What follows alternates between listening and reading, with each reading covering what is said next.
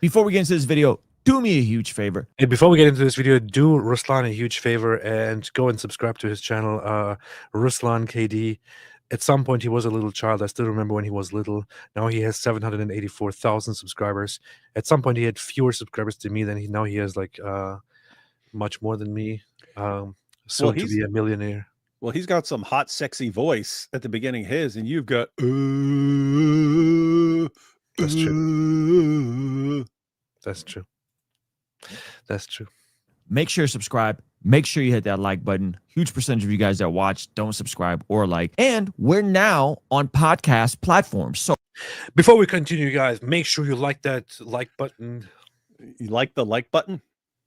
You hit the like button and subscribe. Most people do not subscribe. Shame on you. I'm sick of this. I'm disgusted with you. You make me sick. Make sure everyone zoots that like button. Yeah. Intellectually molest the like button and everyone smash that like button like I'll zoot. Yes. So if you're just listening to this or you're on one of the other platforms, make sure you leave a review and you're following there. That helps out a ton. We're trying to make sure that we spread out the content for you guys. All right, let's jump into this video. When it comes to the history of things like the Crusades, sometimes Christians. If David did that, he would say, but not like the Al-Zud spread out Muhammad. Get a pretty bad rap. But there was also a practical aspect of trying to take back cities from a pretty massive conquest of Islam all over the world, right? Trying to take back the Holy Land. You just said you want Constantinople back, right?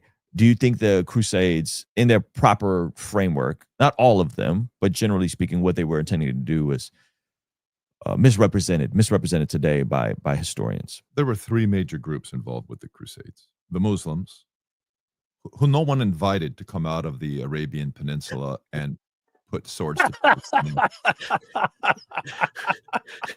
Dude, that was funny. We didn't invite you. We didn't invite you to come start conquering and slaughtering people. You're not a Who invited you? That's funny, man. I'm gonna make it normal. I'm gonna steal that. No one invited you. Hey, you guys coming out of the Arabian desert. No one invited you except Al-Zut. I find him kind of funny. Father Josiah. That was funny right there. Josiah Trenham. So he's a priest in California, I believe, and then Antiochian Orthodox Church, as far as I know.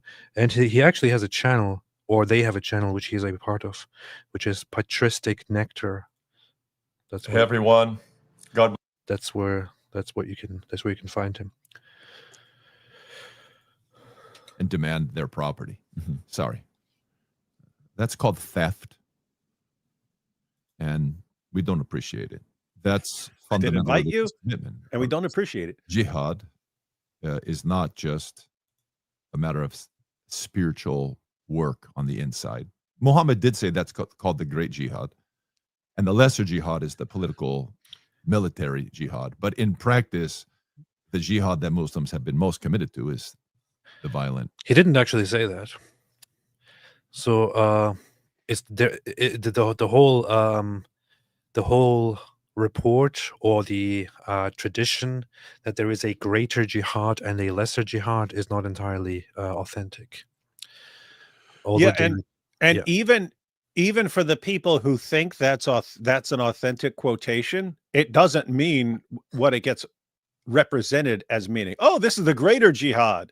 The idea, even from the quote, is that your everyday struggle to submit to Allah is the greater jihad, because that's training you for the time you have to go out and fight. In other words, your ordinary daily living of constantly submitting and mindlessly obeying Allah is an ongoing task. That's all the time. It's the greater one. And then when it's, hey, now we have to go fight these people, you're ready. You're ready because you had the greater jihad, and now you're ready for the limited little quick jihad of going out and fighting and dying. Here's an Islamic site, Islam QA Info, which actually answers this question. It says, So which is the greater jihad? Jihad with one's nafs, so with one's self, or jihad in the battlefield? Praise be to Allah, and blessing and peace be upon the messenger of Allah. It was narrated that the Prophet sallallahu alaihi wasallam said to his companions when they returned from a military campaign, "We have come back from the lesser jihad to the greater jihad." They said, "Is there any greater jihad than jihad against the kuffar?" He said, "Yes, jihad al-nafs, the jihad against the self." This hadith is not sahih. Not sahih. No, So now it keep is- reading. Now keep reading. It is not authentic. No. Undoubtedly, jihad against the self comes before jihad against the kuffar, because one cannot strive against the kuffar until after one has striven against one's own self, because fighting is something which the self dislikes. Allah says, jihad, holy fighting, is ordained for you, though you dislike it. And it may be that you dislike a thing which is good for you, and that you like a thing which is bad for you. Allah knows, but you do not know. Uh-huh. The point is that jihad against the enemy cannot take place until one strives and forces oneself to do it, until oneself submits and accepts that. Get it, everyone? In other words, if you're not submitting to Allah in your prayers, and you're not submitting to Allah in your alms, and you're not submitting to Allah in all these daily things, then when someone calls you to jihad, you're not ready. You're not used to submitting.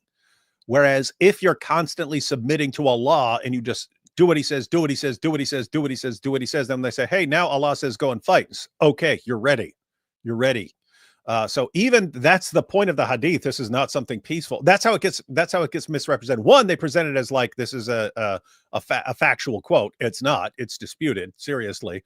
But then even the meaning, just because if you hear it, oh, this is the greater jihad, so that's the more important jihad. No, that's the one that takes the most time and effort and so on. And if you really do well at the greater jihad, then when it's time to fight, you're just ready, and it's short. Powerful. So Physical, political jihad, which is very much happening right now all over Western Europe, as anyone who knows history knew it would. Are you expecting people who come to the West completely abandon their faith? This is fundamental. You don't fight, you don't inherit in Islam. I used to teach a class at the university, local university next This is very Islamophobic, man. this is extremely racist. to me called The Cross and the Crescent, the history of Christian-Muslim relations. And I would always have the kids read the Quran. It's very short. It's nothing like the Bible. It's way I've harder had to them read read. the surahs, and I asked them, But it's also very painful to read, man. It's extremely painful to read. If you said, David, you can either read Surah 2 or the Quran, or I'm going to punch you in the face 10 times, I would take getting punched in the face 10 times. Me too. And I know David would pick that naturally because he likes getting punched. I don't like getting punched, but I still would pick that. There you go. Smart. to write down how many times explicit political, physical violence is commanded. My calculation is 123 times in a very short book. Maybe it's 119, maybe it's 130, depending on exactly how you read it. If you had, the Quran's not much bigger than your Godly Ambition book. If you had 123 references to physical violence, would you go around the world saying that jihad is not about physical violence? Right. That's such a scam. It's such a ridiculous scam. And the people who quote that and say that just show that they have never actually read the Quran. If you read the classic Muslim lives of Muhammad himself led minimum 25 raids in which he people Himself. Wow. at least 25. That's a minimum. At least 25 raids. And these are people. Man, I love this. I appreciate this because there is one thing that I find so that I find kind of disappointing, and I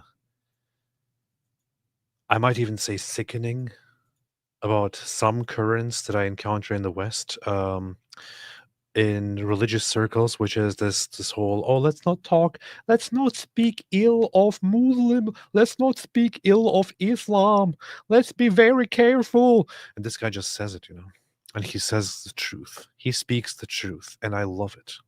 I absolutely love it. People who were not in conflict with him, Jewish and Christian tribes.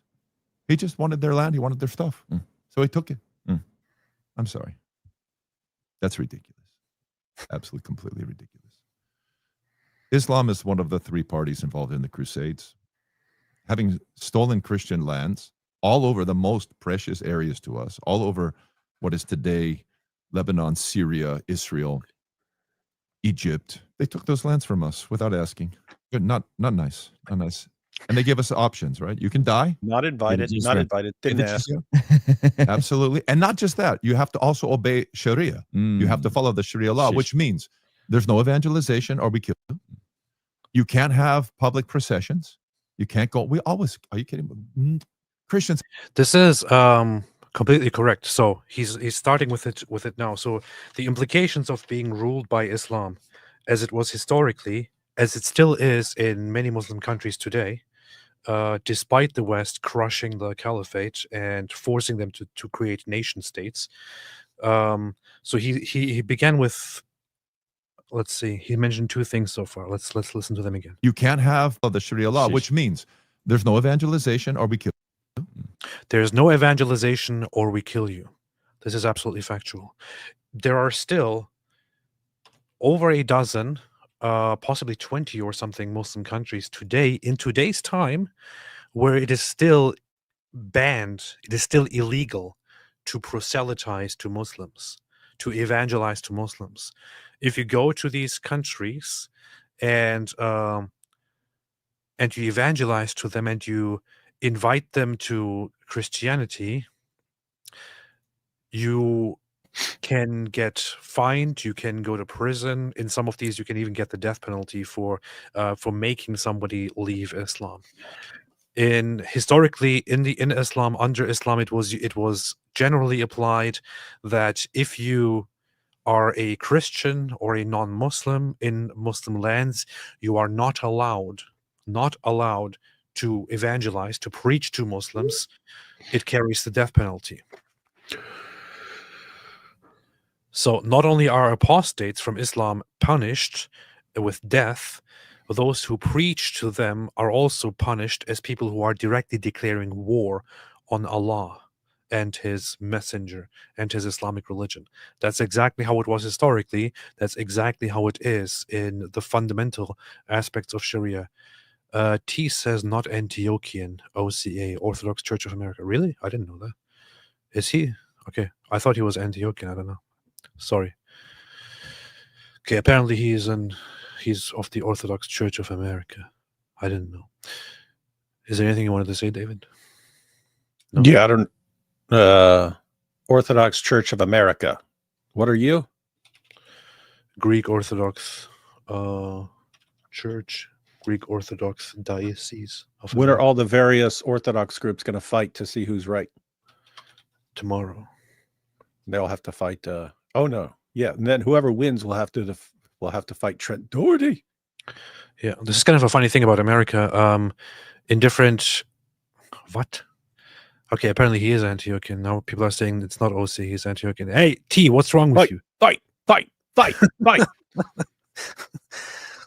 This is something that only happens in places like America, where the Orthodox Church spreads independently through different traditions, where you have in one country multiple different Orthodox traditions. Normally, it's just if you are in Greece, you have the Greek Orthodox Church. If you are in Russia, you have the Russian Orthodox Church. But in America, you have all of them coming from different angles. It's kind of funny. So it's all T's fault. I apologize on behalf of T. Apparently, he is Antiochian. So You can't have public processions. You can't go. This is another thing. In the Orthodox Church, and in the Catholic Church as well, in church They kind of like public processions, huh? Yeah, in church history in general, public processions are a very famous, a very big thing. Bigly. So walking through the town on certain occasions, especially on certain holy days, having a public procession around the church or through a certain venue, through a certain street, doing a public liturgy, doing a public mass and things like that. These things are very, very much common, traditional, historical in Christianity. Islam banned that when Islam took over. This is also outlined in the Pact of Uthman, which is or Pact of Omar, but the Pact of Omar, which was an early covenant, an early document outlining the rules of applied to non-Muslim minorities under Islamic rule. And under this pact, the non-Muslim groups, specifically the Christians, but then also the Jews and others, were banned from having any public displays and public worships, bringing a cross outside, doing church service outside, having crosses, dominant on their church buildings. They were banned from building new churches and so on. So this is what Islam does. It suppresses. It suppressed Christians and others as soon as it conquered, and still does. To this day, many Orthodox traditions in Muslim lands are very subdued and have to abandon certain practices that they have traditionally. This is what Islam does. Always, are you kidding? You can't have public processions. You can't go. Are you kidding? Christians have never been contained within their churches. We worship in the churches, but then we take the gospel message out to the world. We walk out singing Christ is risen, and we carry crosses and banners with Jesus glorified on them. This is how we do things. And to be told by the Muslims, you can't do that. You can't ring bells. You can't go on processions on Easter. This is our life. I'm sorry. Oh, that is the sorrow. Hey, and no Christians have suffered. What? You should ask him if Christians and Muslims worship the same God. Hey, that's a good point. Hey, you should email him and ask him. I should invite him. Yeah, you should invite him on and show him some of the highlights of the debates over the past couple of days, and then get his commentary. In fact, I'm pretty sure that some people will be watching or are probably watching who are Orthodox Christians or other Christians who probably have connections to him, or who have channels that have connections to him and so on. If anybody else wants to get his opinion, I think it would be a good idea to have his opinion on the topic of whether Muslims and Christians worship the same God or not. I think it would be a good thing. I kind of at this point, at this position, I don't necessarily want to be the person to make a scene about that and to invite him or any Orthodox clergy to discuss that topic. But if anybody else wants to do that, that could be an interesting thing. I kind of want to wait with such connections until I'm fully part of the church, honestly. Under Islam, more than the Orthodox. So whatever Westerners think they know, ask us. Ask us. We have long lists of martyrs, long lists, and not just 7th century martyrs. Century after century. They tried to take Constantinople in 717. If the Mother of God hadn't defended the city and slaughtered them, which she did, amazingly, they were so destroyed in 717 that they didn't try again for 600 years. They wanted Constantinople from the beginning. They finally came back 1453, May 29th. They took Constantinople. So for us, that was like yesterday. It was like yesterday.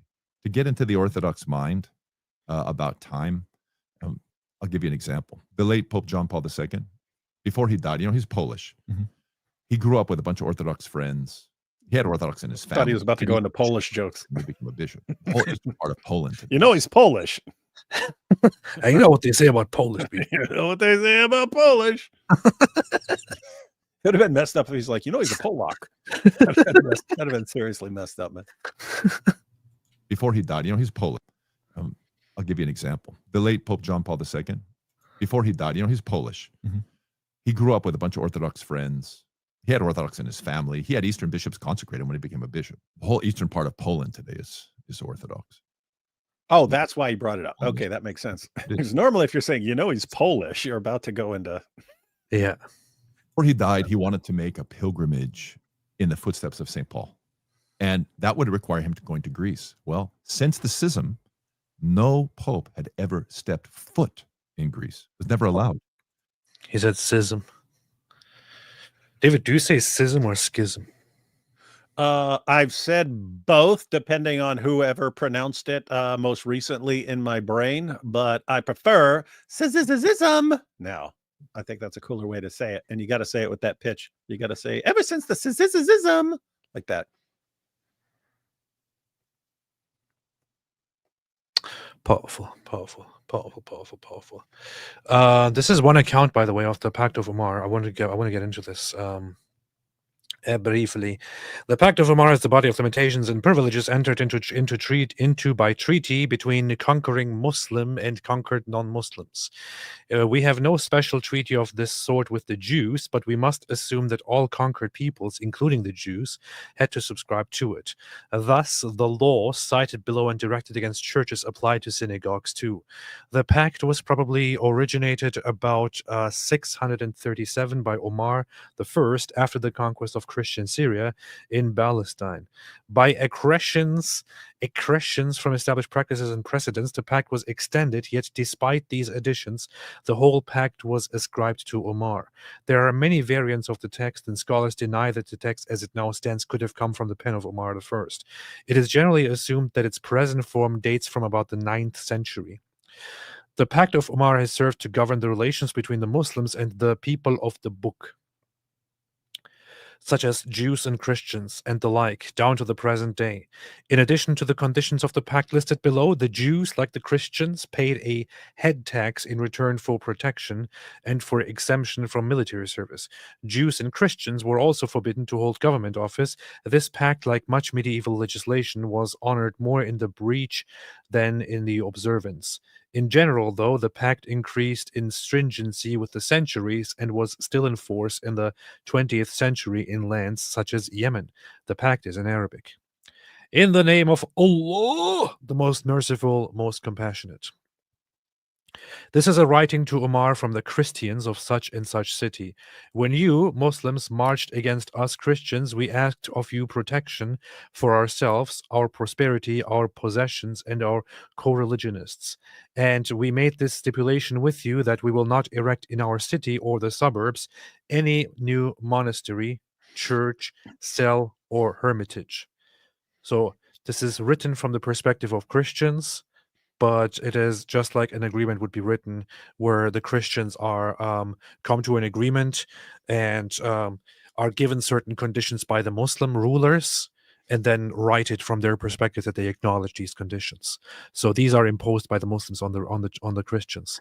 They will not build any new monasteries, churches, cells, or hermitages. That we will not repair any of such buildings that may fall into ruins. So if a church is damaged or ruined, the Christians may not repair those churches or renew those that may be situated in the Muslim quarters of the town.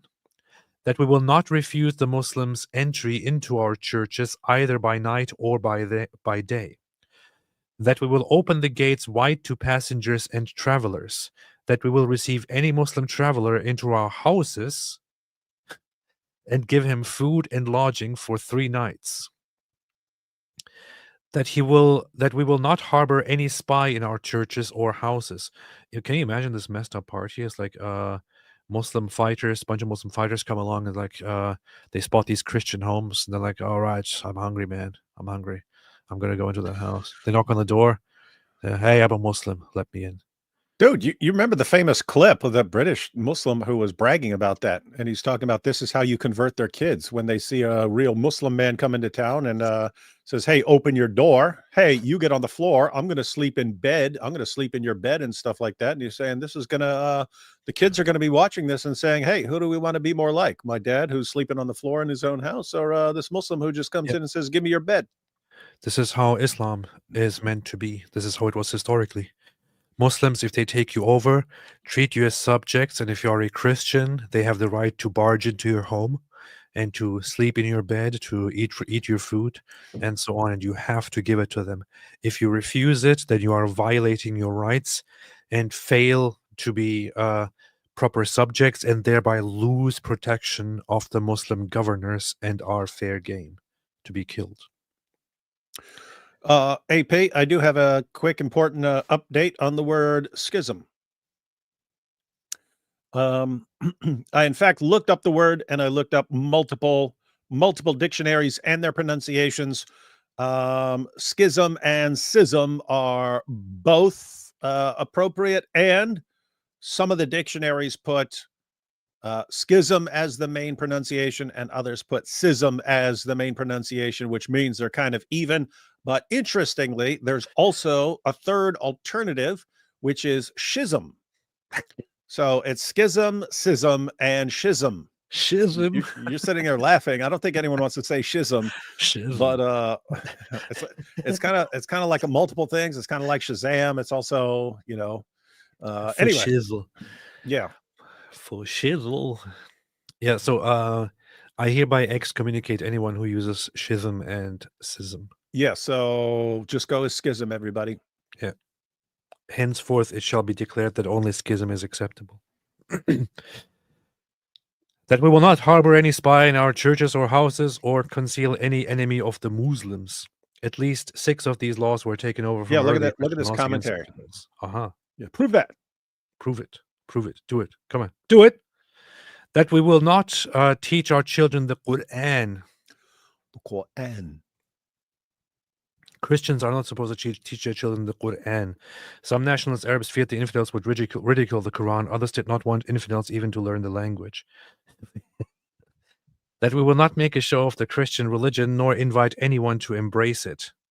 So that we will not make a show of the Christian religion, nor invite anyone to embrace it. That we will not prevent any of our kinsmen from embracing Islam if they so desire. So Christians are not allowed to invite Muslims to Christianity. However, if Christians convert to Islam, you are not allowed to somehow prevent them or anything like that. That we will honor the Muslims and rise up in our assemblies when they wish to take their seats.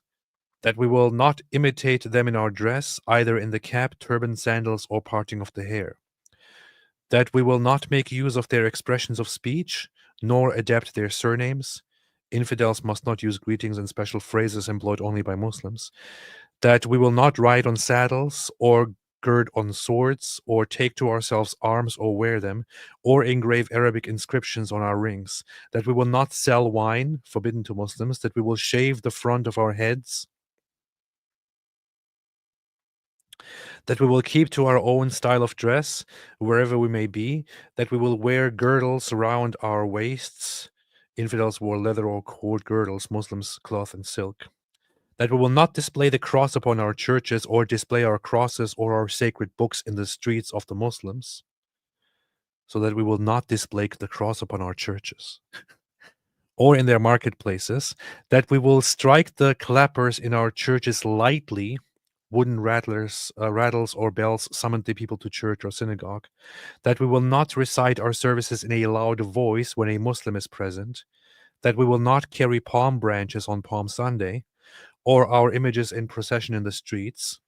That at the burial of our dead we will not chant loudly or carry lighted candles in the streets of the Muslims or their marketplaces, even with a funeral procession. Even at a funeral, we will not chant loudly. That we will not take any slaves that have already been in the possession of Muslims, nor spy into their houses, and that we will not strike any Muslim. All this we promise to observe on behalf of ourselves and our co-religionists, and receive protection from you in exchange. And if we violate any of the conditions of this agreement, then we forfeit your protection, and you are at liberty to treat us as enemies and rebels. But how would enemies and rebels be treated, AP? Fairly and kindly, right? The answer is in Quran chapter 5 verse 33. Let's look at that. Well, that wouldn't be good. So if Christians violate any of these things, then Muslims can treat them like this. Indeed, the penalty for those who wage war against Allah and His Messenger and strive upon earth to cause corruption, this is enemies of Islam and those who cause corruption or rebel, is none but that they be killed or crucified,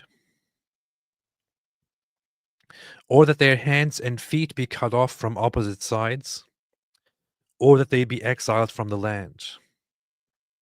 That is for them a disgrace in this world, and for them in the hereafter is a great punishment.